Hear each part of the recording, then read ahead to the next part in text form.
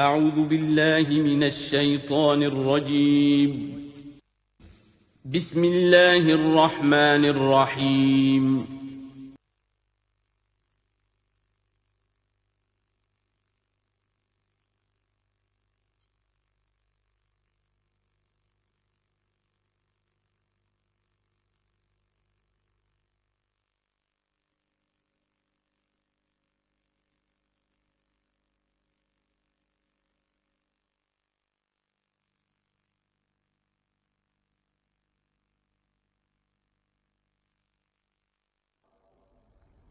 الحمد للہ وکفا والصلاة والسلام علی عباده الذین اصطفى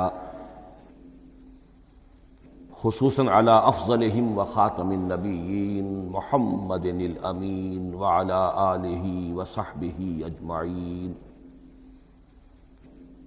اما بعد فقد قال اللہ تبارک وتعالی کما ورد فی سورة الزخرف اعوذ باللہ من الشیطان الرجیم بسم اللہ الرحمن الرحیم حامیم والکتاب المبین انا جعلناہ قرآنا عربیا لعلکم تعقلون وانہ فی الکتاب لدینا لعلی حکیم وقال تبارک وتعالی کما ورد فی سورة الواقعہ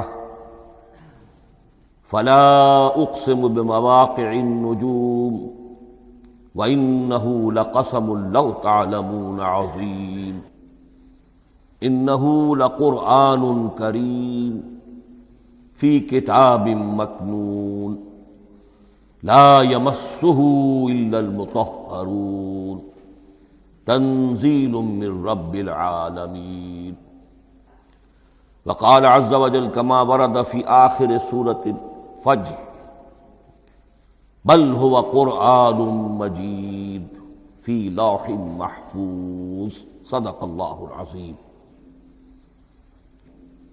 رب اشرح لی صدری ویسر لی امری واحلل عقدۃ من لسانی یفقہوا قولی اللہم ربنا الہمنا رشدنا واعذنا من شرور انفسنا اللہم ارنا الحق حقا وارزقنا اتباعہ وارنا الباطل باطلا وارزقنا اجتنابہ اللہم ارحمنا بالقرآن العظیم واجعلہ لنا اماما ونورا وہدى ورحمہ اللہم ذکرنا منہ ما نسینا وعلمنا منہ ما جہلنا وارزقنا تلاوتہ آناء اللیل وآناء النہار واجعلہ لنا حجتا یا رب العالمین آمین۔ تعارف قرآن کے ضمن میں سب سے پہلی بات جو سمجھنے کی ہے وہ یہ کہ قرآن مجید کے بارے میں ہمارا اجمالی عقیدہ کیا ہے۔ یہ 3 جملوں پر مشتمل ہو سکتا ہے۔ ہمارے نزدیک قرآن اللہ کا کلام ہے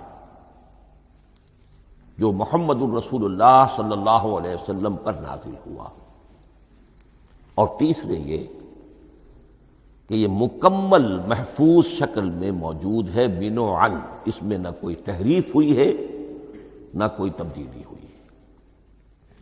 یہ کم سے کم 3 اجزاء ہیں ہمارے عقیدے کے قرآن مجید کے بارے میں۔ لیکن اب اس کی کچھ علمی توضیحات۔ سب سے پہلے یہ کہ کلام ہونا، اس کا اللہ کا کلام ہونا، اس لیے کہ آپ کے علم میں ہے کہ تورات جو حضرت موسیٰ علیہ السلام کو دی گئی تھی وہ لکھی ہوئی شکل میں پتھر کی تختیوں پر لکھی ہوئی صورت میں دی گئی تھی، اور قرآن مجید کی تنزیل جو محمد رسول اللہ صلی اللہ علیہ وسلم پر ہوئی ہے وہ ایک مختلف صورت میں ہوئی ہے۔ اس کو قرآن مجید خود اللہ کا کلام قرار دیتا ہے۔ چنانچہ سورہ توبہ کی آیت ہے، آیت نمبر 6، وَإِنْ أَحَدٌ مِّنَ الْمُشْرِكِينَ اسْتَجَارَكَ فَأَجِرْهُ حَتَّى يَسْمَعَ كَلَامَ اللَّهِ ثُمَّ أَبْلِغْهُ مَأْمَنَهُ۔ جب ہجرت کے 9ویں سال آخری وارننگ دی گئی تھی مشرکین عرب کو کہ اب صرف تمہیں چند مہینے کی مہلت دی جا رہی ہے، اس دوران میں آخری فیصلہ کر لو اسلام قبول کرنا ہے یا نہیں۔ اس لیے کہ اس کے بعد مشرکین عرب کے لیے کوئی رعایت نہیں ہوگی، جو لوگ اسلام قبول نہیں کریں گے انہیں تہہ تیغ کر دیا جائے گا۔ فَإِذَا انْسَلَخَ الْأَشْهُرُ الْحُرُمُ فَاقْتُلُوا الْمُشْرِكِينَ حَيْثُ وَجَدتُّمُوهُمْ، جب یہ مہلت ختم ہو جائے تو ان مشرکین کا قتل عام کرو۔ اس کی وضاحت پھر جب سورہ توبہ ہم پڑھیں گے تو اس وقت ہوگی، اس وقت یقیناً ذہن میں کچھ اشکالات آئیں گے، لیکن اس وقت اس ضمن میں تفصیلی بحث کا موقع نہیں۔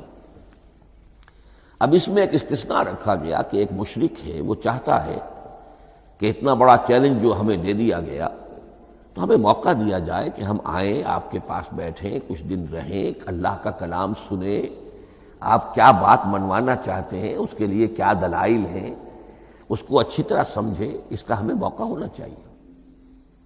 اس کے لیے یہ آیت نازل ہوئی کہ وَإِنْ أَحَدٌ مِّنَ الْمُشْرِكِينَ اسْتَجَارَكَ، اے نبی اگر ان مشرکین میں سے کوئی شخص آپ سے پناہ طلب کرے فَأَجِرْهُ، اسے پناہ دیجئے، حَتَّى يَسْمَعَ كَلَامَ اللَّهِ، یہاں تک کہ وہ اللہ کا کلام سن لے۔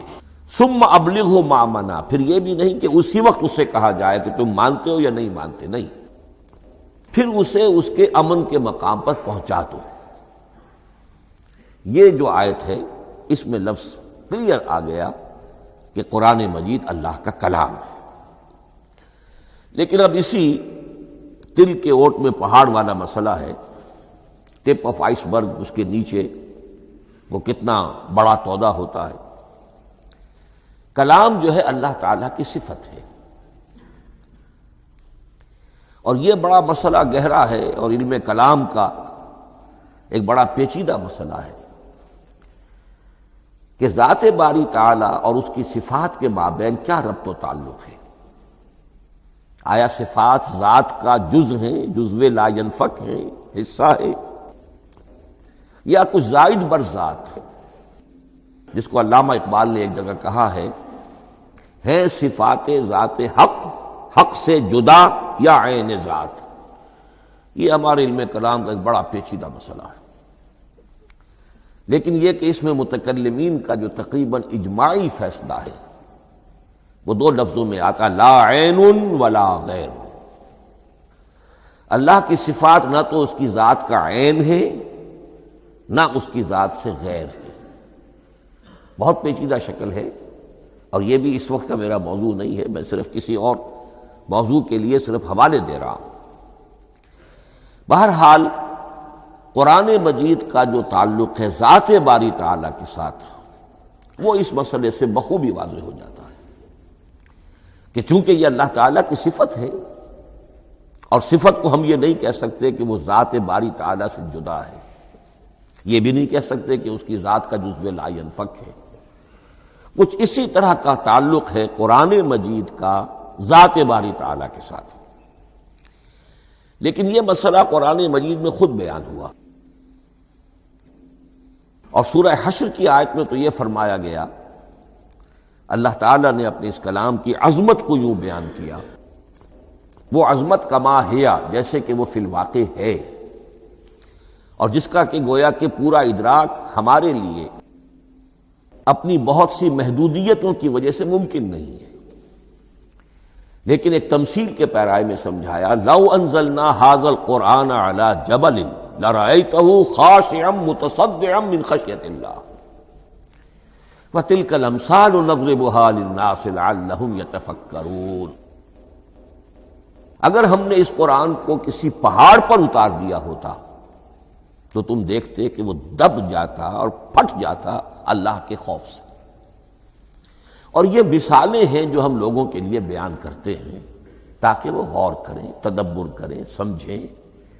ما لا یدرک کلہ لا یترک کلہ، اگرچہ بتمام و کمال عظمت قرآن کا فہم ان کے لیے ممکن نہیں ہے، لیکن کسی درجے میں تو کچھ انعکاس اس کا ہو جائے، کچھ اندازہ ہو جائے، انسان اپنی ذہنی سطح کے اعتبار سے، اس کی مناسبت سے کسی درجے میں عظمت قرآن کا اندازہ کر لے، تو اللہ تعالیٰ کے ان الفاظ کو سامنے رکھے کہ لو انزلنا ھذا القرآن علی جبل لرأیتہ خاشعا متصدعا من خشیۃ اللہ۔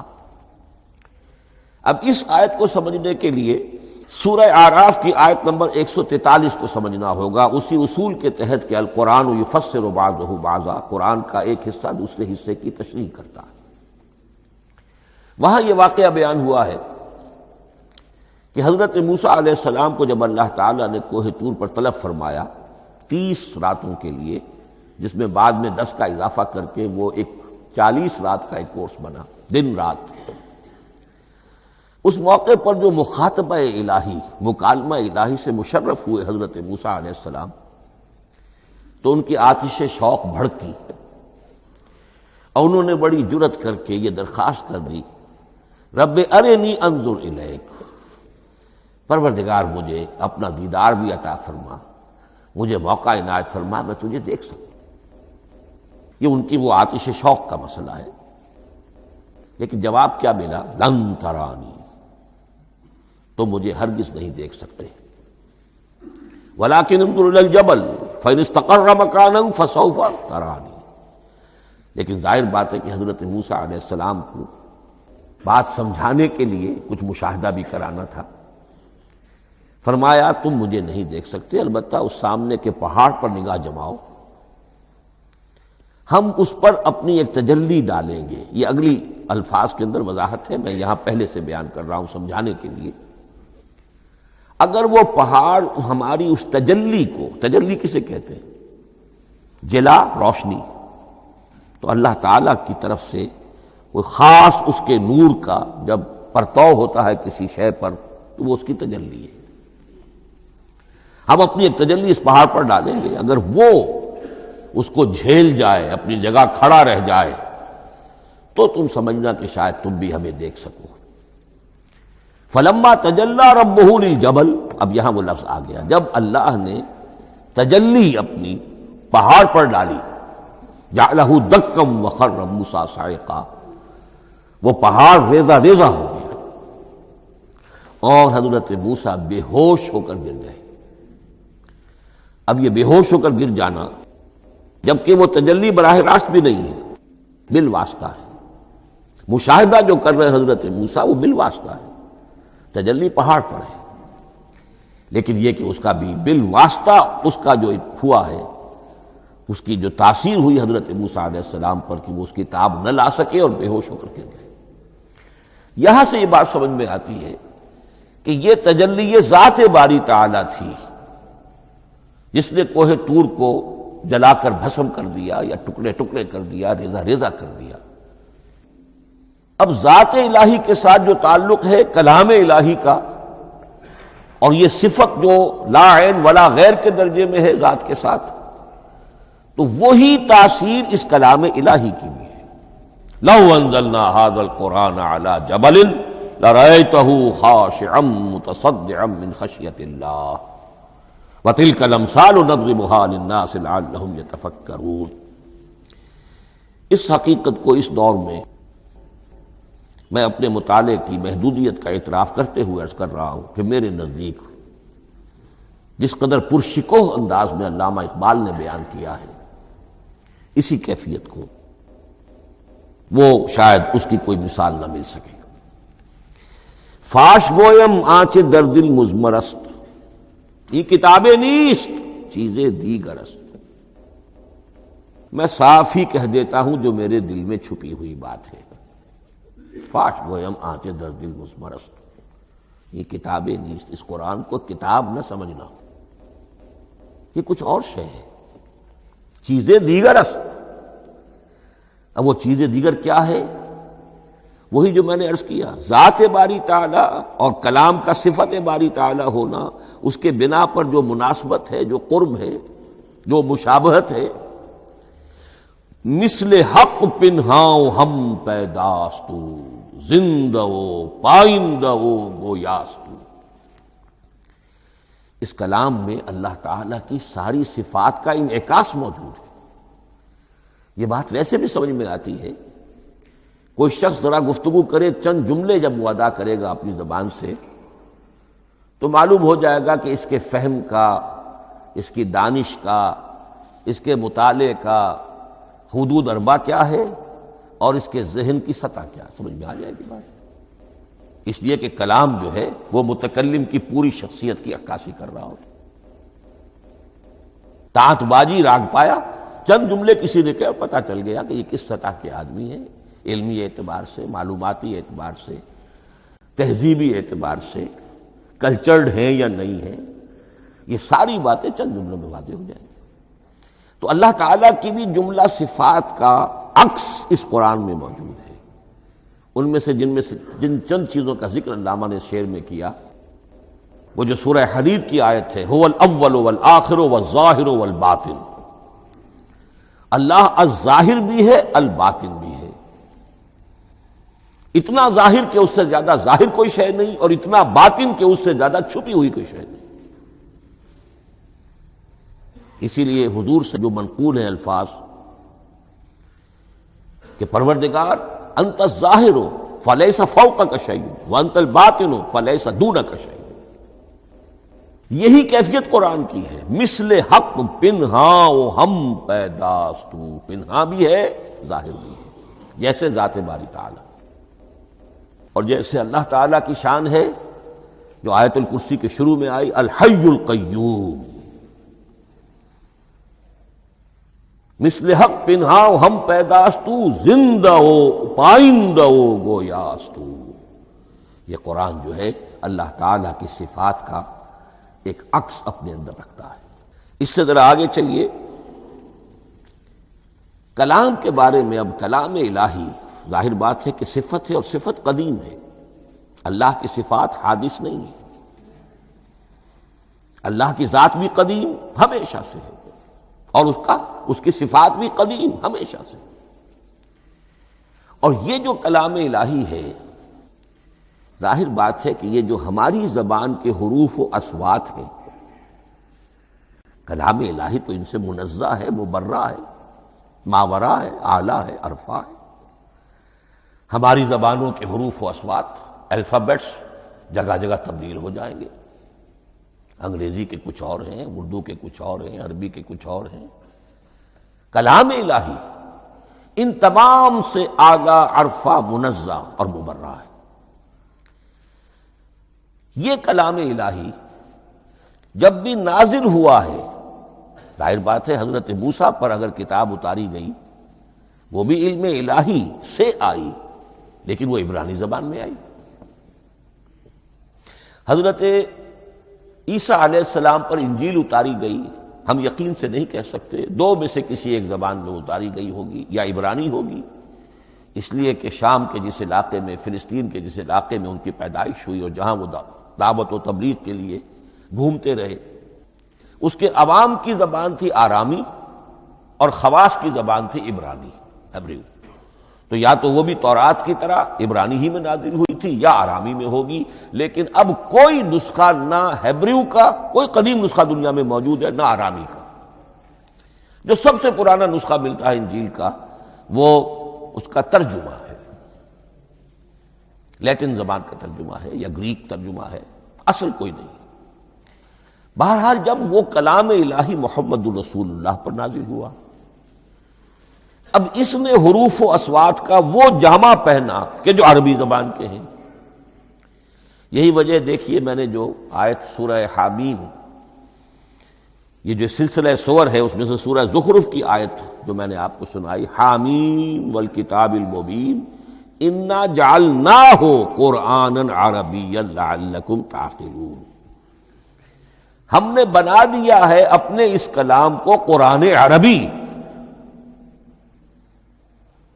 اس کو عربی حروف و اصوات کا جامہ ہم نے پہنا دیا ہے. انا جعلناہ قرآنا عربیا لعلکم تعقلون، کہ چونکہ مخاطب اول جو قوم تھی امیین، ان کی زبان عربی تھی، لعلکم تعقلون، تاکہ تم اس کو سمجھ سکو. اب اس سے آگے چلیے.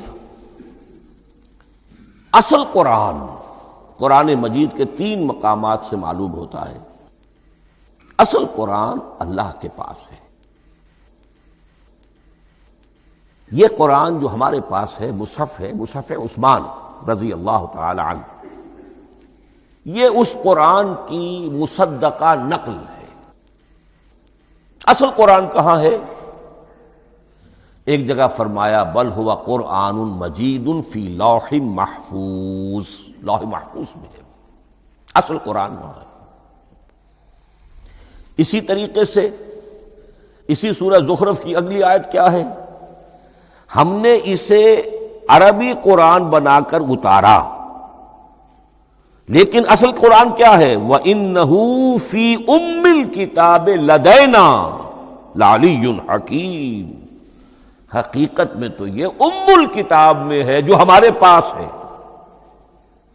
اور علی ہے بہت بلند، حکیم بڑی حکمت والا، یا محکم مضبوط۔ حکیم کے دونوں معنی ہیں۔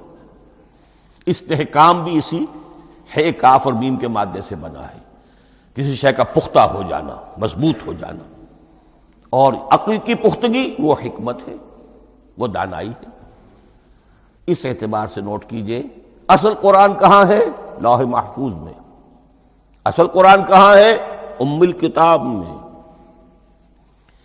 اسی کو کہا گیا ہے ایک اور مقام پر فی صحف مکرمۃ مرفوعۃ مطہرۃ بأیدی سفرۃ کرام بررہ۔ یہ قرآن، اصل قرآن تو بڑے صحیفوں میں، ان صحیفوں میں ہے، ان صفحات میں ہے، ان اوراق میں ہے، جس کی شان کیا ہے؟ مکرمۃ، جن کی انتہائی تعظیم کی جاتی ہے، مطہرۃ، نہایت پاک صحیفے، فی صحف مکرمۃ مرفوعۃ، بلند و بالا، مطہرۃ بِأَيْدِي سَفَرَةٍ كِرَامٍ بَرَرَةٍ، ان فرشتوں کے ہاتھ میں جو بہت باعزت، بہت اونچے درجے کے، ان کے ہاتھوں میں ہے۔ وہ لوگ ہیں کہ جن کی تحویل میں ہے یہ کلام پاک، فی صحف مکرمۃ مرفوعۃ مطہرۃ بِأَيْدِي سَفَرَةٍ كِرَامٍ بَرَرَةٍ۔ اب اسی کو بیان کیا ہے سورہ واقعہ میں، فلا اقسم بمواقع النجوم، تو نہیں، میں قسم کھاتا ہوں ستاروں کے ڈوبنے کی جگہ کی۔ وَإِنَّهُ لَوْ تَعْلَمُونَ لَقَسَمٌ عَظِيمٌ، وَإِنَّهُ لَقَسَمٌ لَوْ تَعْلَمُونَ عَظِيمٌ، اور اگر تم جان سکتے تو یہ بہت بڑی قسم ہے جو ہم نے کھائی ہے، بہت بڑی گواہی ہے جو ہم نے پیش کی ہے۔ اب تدریجاً اس کا انکشاف ہو رہا ہے۔ یہ آج جو تصور ہے بلیک ہولز کا، اس سے کچھ اندازہ ہوتا ہے یہ ستارے کہاں ڈوب جاتے ہیں۔ بڑے بڑے ستارے نسیم منسیہ ہو جاتے ہیں، ستارے نہیں، پوری گیلیکسیز اس میں گم ہو جاتے ہیں، وہ مقبرے ہیں بڑی بڑی گیلیکسیز کے۔ فلا اقسم بمواقع النجوم وانه لقسم لو تعلمون عظیم انه لقرآن کریم، یہ قرآن ہے بہت باعزت، فی کتاب مکنون، اور یہ اس کتاب میں جو چھپی ہوئی ہے۔ یہ لؤلؤ مکنون کا لفظ آتا ہے قرآن مجید میں، جیسے موتی ہوتے ہیں انہیں چھپا کر رکھا جاتا ہے ڈبیوں میں، مخملی ڈبیوں کے اندر موتیوں کو، اسی طریقے سے فی کتاب مکنون لا یمسہ الا المطہرون، وہ صحیفے بھی بہت مطہرہ تھے اور ان کو چھو نہیں سکتے مگر وہی جو انتہائی پاک ہیں، ملائکہ مقربین، جن کے قریب سے بھی ہو کر معصیت یا گناہ کا کوئی تصور تک نہیں گزر سکتا، وہ ہیں جو اس کو چھوتے ہیں، ان کے ہاتھوں میں ہے، ان کی تحویل میں ہے۔ یہ ہے وہ چیزیں کہ جس سے اندازہ ہوا کہ اصل قرآن کہاں ہے۔ یہ جو ہمارے پاس ہے در حقیقت یہ نقل مطابق اصل ہے، مصدقہ نقل ہے۔ اب اس میں آپ سے عرض کر دوں کہ ایک بہت خوبصورت بات ہمیں جو ملتی ہے، تورات میں جو استثناء، جو صفر استثناء ہے، ڈیوٹرانومی، اس کے 18ویں باب میں 18ویں اور 19ویں آیات جو ہیں اس میں ذکر موجود ہے، میں ان کے لیے انہی کے بھائیوں میں سے تیری مانند ایک نبی برپا کروں گا۔ اللہ تعالیٰ کلام فرما رہے ہیں یہاں حضرت موسیٰ علیہ السلام سے، آج بھی موجود ہے، اولڈ ٹیسٹمنٹ، ڈیوٹرانومی، یا کتاب استثناء سفر استثناء اس کا 18واں باب اس کی 18ویں اور 19ویں آیات، جب چاہیں جا کر دیکھ لیں۔ میں ان کے لیے ان کے بھائیوں ہی میں سے تیری مانند ایک رسول اٹھاؤں گا، میں ان کے لیے انہی کے بھائیوں میں سے تیری مانند ایک نبی برپا کروں گا اور اپنا کلام اس کے منہ میں ڈالوں گا، اور جو کچھ میں اس سے کہوں گا وہی وہ ان سے کہے گا۔ یہ ہے جو پیشین گوئی ہے محمد الرسول اللہ صلی اللہ علیہ وسلم کی۔ اور یہاں وہ فرق واضح کر دیا گیا، اے موسیٰ تم سے تو یا تو ہم نے کلام کیا ہے یا تمہیں جو کتاب دی ہے وہ لکھی ہوئی دی ہے، لیکن جو نبی تیری ہی مانند میں برپا کروں گا۔ اب اس میں بھی نوٹ کرنے کی بات ہے کہ حضرت موسیٰ کے مشابہ نبی اکرم صلی اللہ علیہ وسلم کے سوا کوئی نبی نہیں۔ صاحب کتاب وہ بھی تھے، صاحب کتاب محمد بھی ہیں، صاحب امت وہ بھی تھے، اور صاحب امت محمد رسول اللہ تیری مانند۔ صاحب شریعت، حضرت عیسیٰ صاحب شریعت نہیں تھے، شریعت موسوی ہی کو نافذ کرنے کے لیے آئے تھے۔ ان کی حیثیت دین موسوی کے مجدد کی تھی، ویسے نبی تھے، اللہ کے فضل و کرم سے نبی تھے، اس میں کوئی شک نہیں، رسول تھے، لیکن یہ کہ ان کے کام کی نوعیت کیا تھی، اس لیے کہ کوئی نئی شریعت لے کر نہیں آئے۔ اب بھی انجیل میں الفاظ موجود ہیں، don't think I have come to destroy law, جو موزائک لا جسے یہ کہتے ہیں، شریعت موسوی، وہ تم پر نافذ رہے گی، تم اس کی پابندی کرو گے، چونکہ صاحب شریعت رسول یا موسیٰ یا محمد صلی اللہ علیہ وسلم علیہ الصلوۃ والسلام۔ تو میں ان کے بھائیوں میں سے، اب بھائی کون ہوں گے؟ ظاہر بات ہے بنی اسرائیل، ان کے کزنز کون ہیں؟ بنی اسماعیل۔ بنی اسرائیلی تو جو بھی نبی ہے وہ انہی میں سے ہے، ان کے بھائیوں میں سے، تو بھائی تو ہوگا، ان کا کزن ہوگا، اب وہ کون ہے؟ بنی اسماعیل۔ تو ان کے بھائیوں میں سے گویا کہ غیر اسرائیلی جو ان کے قریب ترین قرابت دار ہوں گے وہ بنو اسماعیل ہیں۔ تیرے مانند صاحب شریعت نبی میں برپا کروں گا، لیکن اس پر جو میرا کلام اترے گا وہ کس شکل میں اترے گا؟ میں اپنا کلام اس کے منہ میں ڈالوں گا، اور پھر وہ جو کچھ کہے گا وہ وہی کہے گا جو میں نے کہا ہے۔ اب اس کے حوالے سے ایک بہت اہم بات سمجھ لیجئے، اور قرآن مجید کے 2 اہم مقامات کی وضاحت اس سے ہو جائے گی۔ یہ کلام اللہ، قرآن مجید میں اس کو قول جبرائیل بھی کہا گیا ہے۔ کلام اللہ حضرت جبرائیل کے ذریعے سے جب ادا ہوا ہے تو قول جبرائیل ہے، اور پھر جب وہ محمد الرسول اللہ کی زبانی ادا ہوا تو قول رسول ہے، قول محمد ہے صلی اللہ علیہ وسلم۔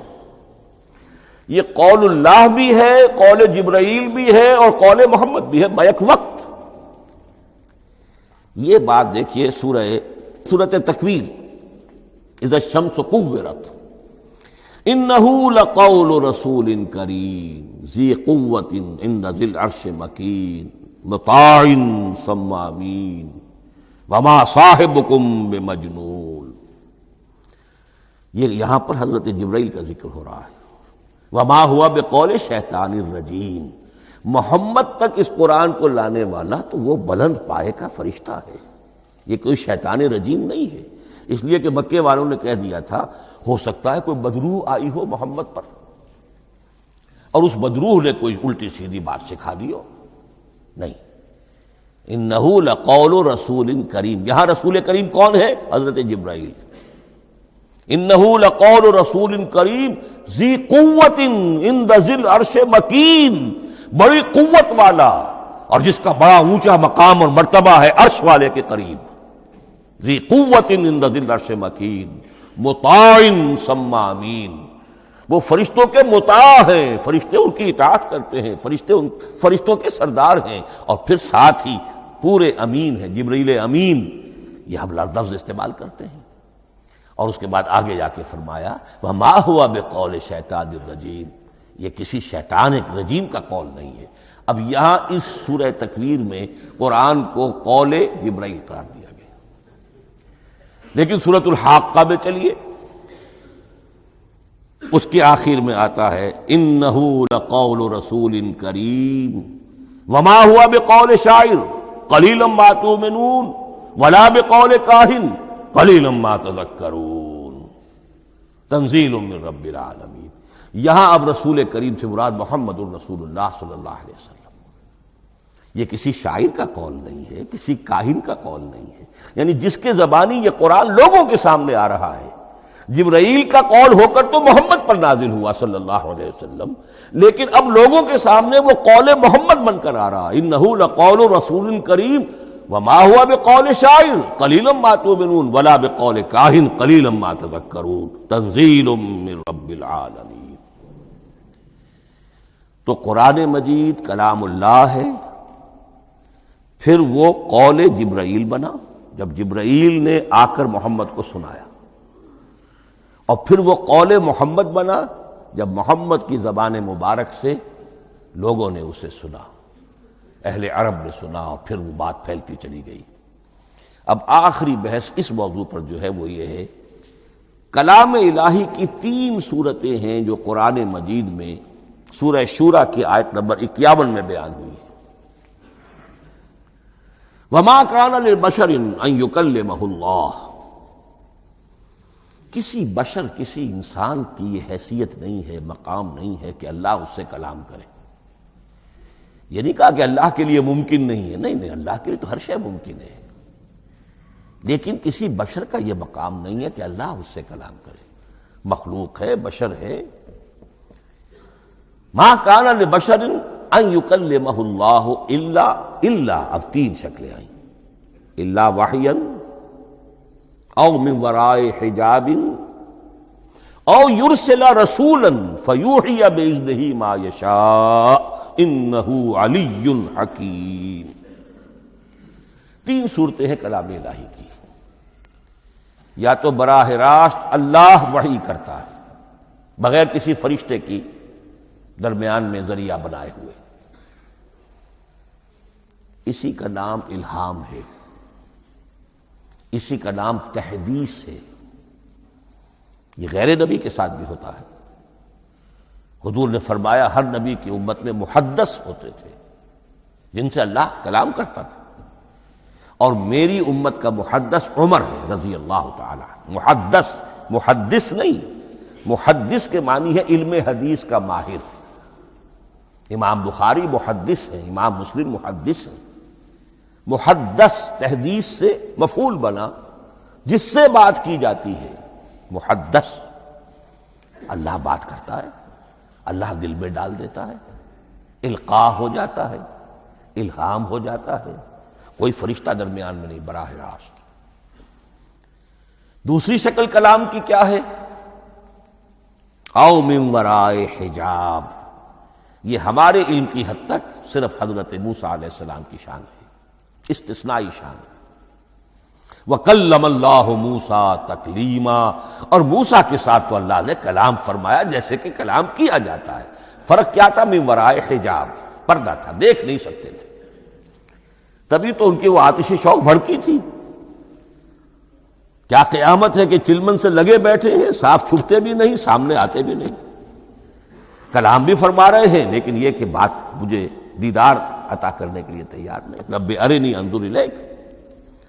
لیکن یہ جو کلام ہے ہمارے علم کی حد تک براہ راست اس دنیا میں حضور سے ہوا ہے معراج کی شب، لیکن وہ 7ویں آسمان پر ہوا۔ اس دنیا میں ہمارے علم کی حد تک یہ کلام براہ راست من وراء حجاب صرف حضرت موسیٰ علیہ السلام کی استثنائی شان ہے۔ اور تیسرا ہے او یرسل رسولا فیوحی باذنہ ما یشاء، یا تیسری صورت یہ کہ اللہ کسی پیغامبر کو بھیجتا ہے جو وحی کرتا ہے جو اللہ چاہتا ہے۔ یہ تیسری شکل ہے وحی کی۔ قرآن مجید اس تیسری شکل میں نازل ہوا ہے محمد الرسول اللہ صلی اللہ علیہ وسلم پر۔ حضور کو جو الہام ہو جاتے تھے، جو حضور کو القاء ہو جاتا تھا، جو آپ کے دل میں براہ راست اللہ کی طرف سے وحی آتی تھی، وہ قرآن میں شامل نہیں ہے۔ اگرچہ حضور کے خواب بھی سچے تھے، وہ بھی اللہ کی طرف سے ہوتے تھے، شیطان کی آمیزش نہیں ہو سکتی تھی، لیکن یہ بھی قرآن میں شامل نہیں ہے۔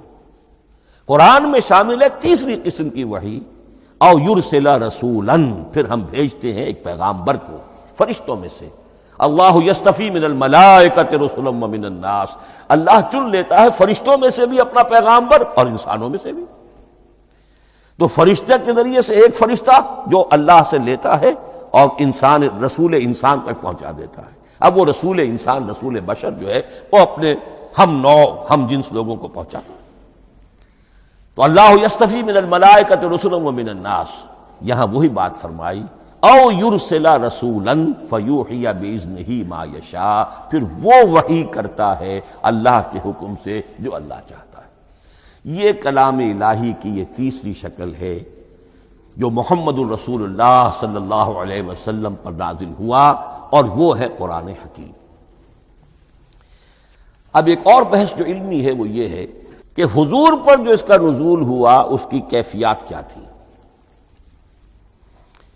دو الفاظ استعمال ہوتے ہیں، انزال بھی اور تنزیل بھی۔ ان دونوں میں فرق کیا ہے اس کو نوٹ کر لینا چاہیے۔ لغوی اعتبار سے جان لینا چاہیے، نزل ینزل کسی کا خود اترنا، نازل ہونا، اترنا۔ انزل ینزل دفعتن اتار دینا، کسی اور نے کسی شے کو دفعتن نیچے اتار دیا۔ یہی مفہوم نزلہ کے ساتھ بے لگ جائے تو آ جاتا ہے، با کے ساتھ نزلہ بہی، یہ اتارنے کے مفہوم میں آئے گا۔ لفظی ترجمہ یہ بھی کر سکتے وہ اترا اس شے کے ساتھ، نزلہ بہ الروح الامین، اس کو لے کر نازل ہوا خود روح الامین فرشتہ علی قلبک، اے محمد صلی اللہ علیہ وسلم آپ کے قلب مبارک پر۔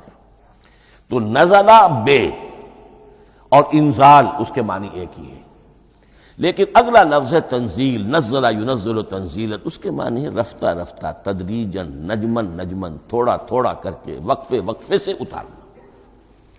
جیسے عربی میں اعلام کہیں گے کسی کو کچھ بتا دینا، باخبر کر دینا، مطلع کر دینا، بھائی مطلع کر دیا میں نے، اب تم جانو تمہارا کام، یہ اعلام کہلائے گا۔ تعلیم کسے کہتے ہیں؟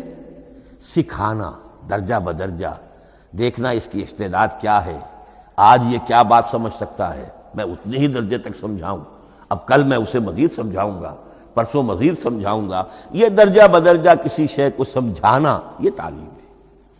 تو انزل ینزل انزالا، یہ ہے اتار دینا دفعتاً، اور نزل ینزل تنزیلا، یہ ہے تدریجاً اتارنا۔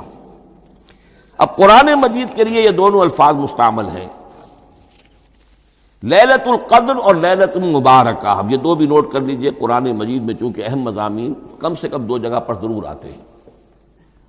انا انزلناہ فی لیلۃ القدر، یہاں انزلنا ہے، نزلنا نہیں ہے، انزلنا ہے، ہم نے اتارا اس کو لیلۃ القدر میں۔ اور باقی صورت تو آپ کو یاد ہوگی، وما ادراک ما لیلۃ القدر، لیلۃ القدر خیر من الف شہر، تنزل الملائکۃ والروح فیہا باذن ربہم من کل امر، سلام ہی حتی مطلع الفجر۔ لیکن یہ اہم مضمون قرآن مجید میں دوسری جگہ بھی ہے، سورہ دخان کے شروع میں فرمایا حامیم والکتاب المبین انا انزلناہ فی لیلۃ مبارکۃ انا کنا منذرین فیہا یفرق کل امر حکیم امرا من عندنا انا کنا مرسلین رحمتا من ربک انہ هو السمیع العلیم۔ یہ لیلۃ المبارکہ ہے، ایک ہی ہے، لیلۃ القدر اور لیلۃ المبارکہ، ان دونوں کے لیے وہی انزلنا کا لفظ آیا۔ لیکن یہ کہ سابقہ کتابوں کے اعتبار سے قرآن مجید کا فرق واضح کیا گیا ہے۔ مثلا سورہ نساء کی آیت نمبر 136 بہت نمایاں ہے، بہت نمایاں ہے۔ وہاں فرمایا گیا یا ایھا الذین آمنوا آمنوا باللہ ورسولہ والکتاب الذی نزل علی رسولہ والکتاب الذی انزل من قبل۔ اے ایمان کے دعوے دارو، حقیقتاً ایمان لاؤ، ایسے ایمان لاؤ جیسے ایمان لانے کا حق ہے، اللہ پر بھی اور اس کے رسول پر بھی، اور اس کتاب پر بھی جو اللہ نے اپنے رسول پر نازل فرمائی، اور اس کتاب پر بھی جو اللہ نے پہلے نازل فرمائی۔ لیکن نازل کے لیے یہاں آیا حضور کے لیے والکتاب الذی نزل علی رسولہ، تنزیل کی شکل میں، اور تورات کے لیے والکتاب الذی انزل من قبل، وہ تو دفعۃ واحدا لکھی ہوئی تختیوں کی شکل میں حضرت موسیٰ علیہ السلام کو دے دی گئی تھی۔ تو یا ایھا الذین آمنوا آمنوا باللہ ورسولہ والکتاب الذی نزل علی رسولہ والکتاب الذی انزل من قبل۔ یہ جو تنزیل ہوئی ہے حضور پر، یعنی لیلۃ القدر میں جو رمضان مبارک میں ہے، پورا قرآن لوح محفوظ سے، کتاب مکنون سے، ام الکتاب سے نقل کر کے اتار دیا گیا سمائے دنیا تک۔ پہلا آسمان جسے ہم کہتے ہیں سمائے دنیا، وہ آسمان جو قریب ترین ہے دنیا کے، وہاں سے اب یہ درجہ بدرجہ تھوڑا تھوڑا چند آیتیں، چند سورتیں، پھر آیتیں، پھر سورتیں، یہ نازل ہوا محمد الرسول اللہ صلی اللہ علیہ وسلم پر۔ گویا کہ پہلا مرحلہ انزال کا ہے، پورا قرآن لوح محفوظ یا کتاب مکنون یا ام الکتاب سے نقل کر کے اتار دیا گیا سمائے دنیا تک۔ یہ ہے انزل ینزل انزالا، انا انزلناہ فی لیلۃ القدر انا انزلناہ فی لیلۃ مبارکہ۔ لیکن محمد الرسول اللہ پر یہ نازل ہوا اب تھوڑا تھوڑا، نجمن نجمن، درجہ بدرجہ، تدریجن۔ یہ ہے تنزیل۔ اس تنزیل کی حکمت قرآن مجید میں بیان ہوئی ہے، اور اس اعتبار سے کہ اہل عرب نے، اہل مکہ نے اعتراض کیا تھا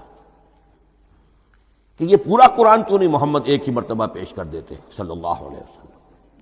اس میں جو چیز مضمر تھی وہ یہ تھی کہ چونکہ یہ حقیقت میں اللہ کا کلام نہیں ہے، یہ محمد کا اپنا کلام ہے، تو کوئی شاعر دنیا میں ایسا نہیں ہے جو ایک دم اپنا پورا دیوان دے دے۔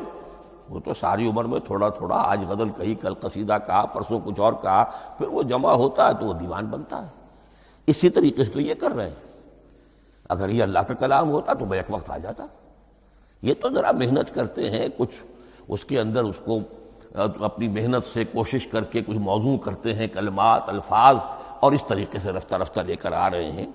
اس لیے ان کا اعتراض نقل ہوا ہے یہ، وَقَالَ الَّذِينَ كَفَرُوا لَوْلَا نُزِّلَ عَلَيْهِ الْقُرْآنُ جُمْلَةً وَاحِدَةً، انہوں نے کیوں نہیں اترا یہ قرآن پورا کا پورا ایک ہی بار؟ یہ اعتراض تھا۔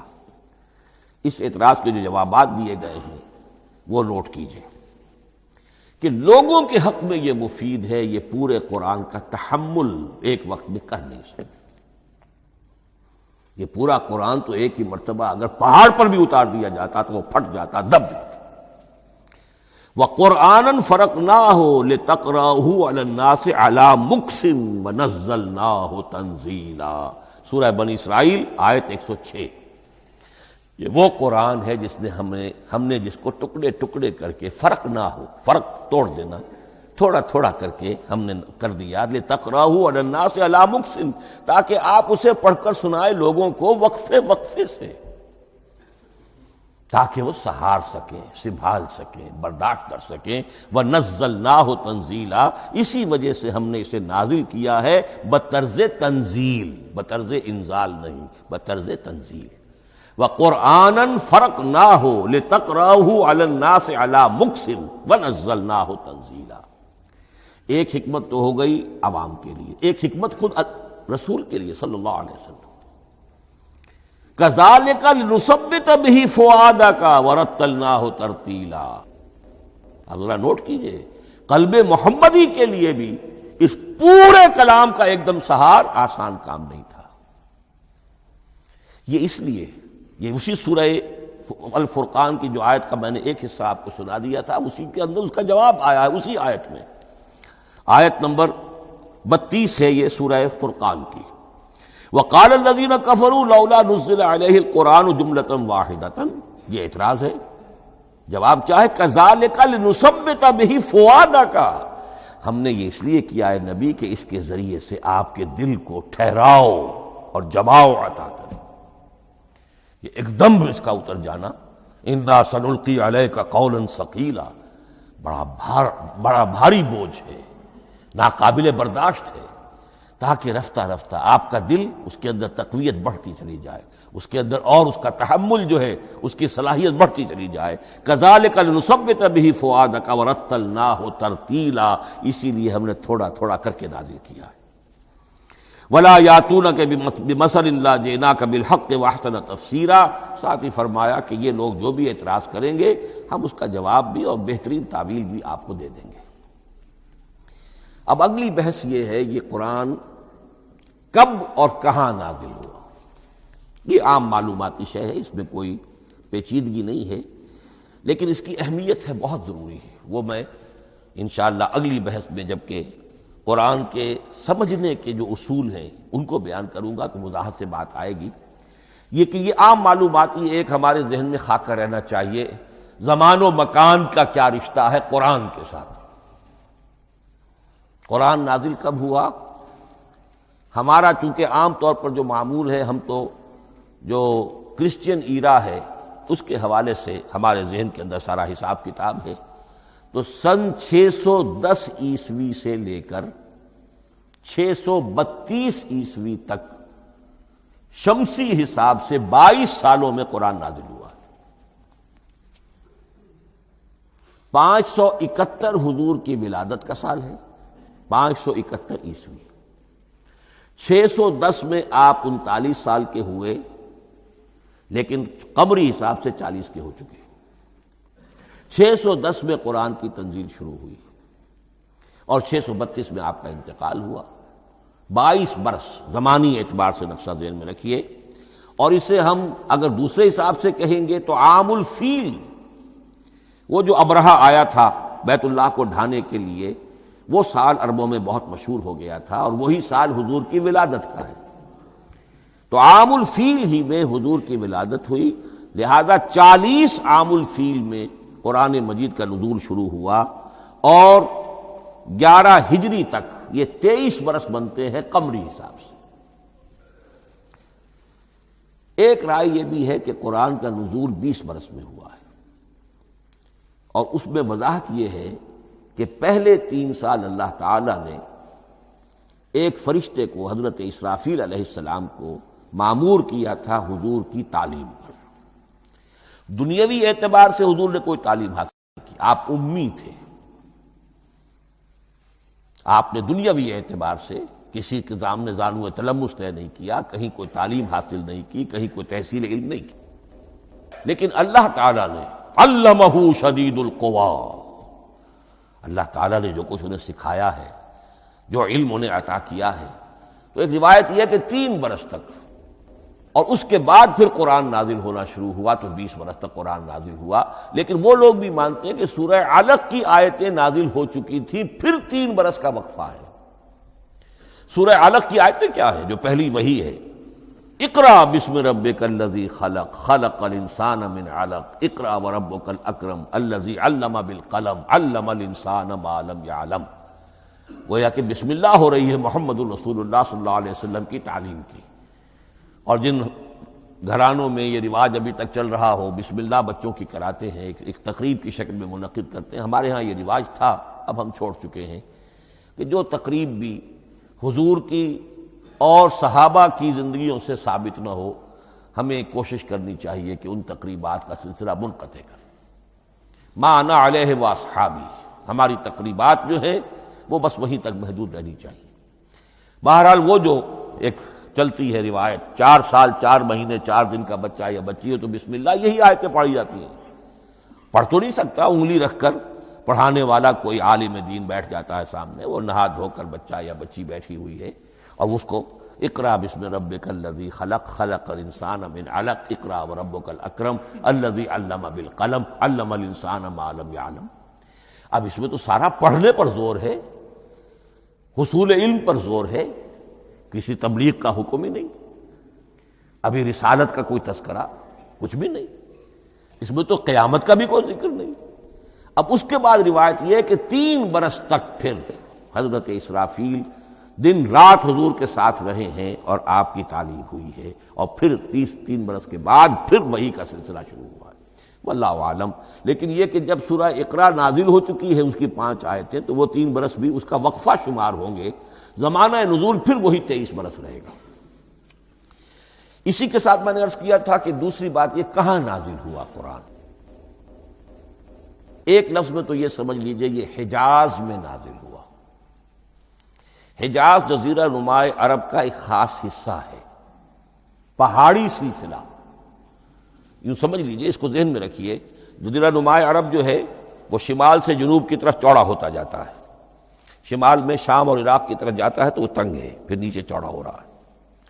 اس کا جو مغربی ساحل ہے جس پر جدہ کی بندرگاہ بھی ہے، ینبو کی بھی ہے، اس کے کہیں وہ ایک میدان شروع ہوتا ہے ساحل سے، کہیں وہ بہت مختصر ہے، کہیں خاصا چوڑا ہے، اس کو کہتے ہیں تہامہ۔ پھر ایک پہاڑی سلسلہ ہے، اس کو کہتے ہیں حجاز۔ یہ پہاڑی سلسلہ جو ہے اس کے بعد جو ہے وہ نجد کہلاتا ہے، وہ سطح مرتفع ہے، پلیشو۔ تو یہ تین حصے ہیں جزیرہ نما عرب کے جغرافیائی اعتبار سے، اور حجاز کہتے بھی ہیں پردے کو، حاجزن، پردہ جو دو چیزوں کے درمیان حائل ہو جائے۔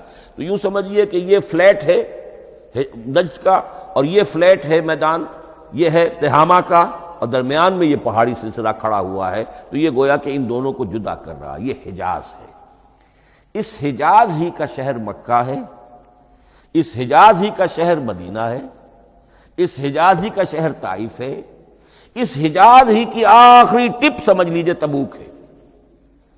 تو حضور صلی اللہ علیہ وسلم کی پوری زندگی آغاز وحی کے بعد سے لے کر وہ اسی علاقے کے اندر، پہلے آپ مکے میں تھے، قرآن مجید کی جو صورتیں اس دور میں نازل ہوئیں، یہ آیتیں نازل وہ مکیات کہلاتی ہیں۔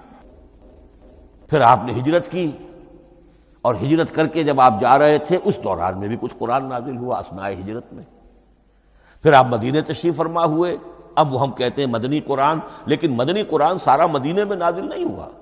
آپ کبھی جا رہے کسی مہم پر، کسی جنگ کے لیے، غزوہ بدر کے لیے آ گئے ہیں، تو وہاں جو آیات نازل ہو رہی ہیں وہ مدینے میں تو نہیں ہو رہی۔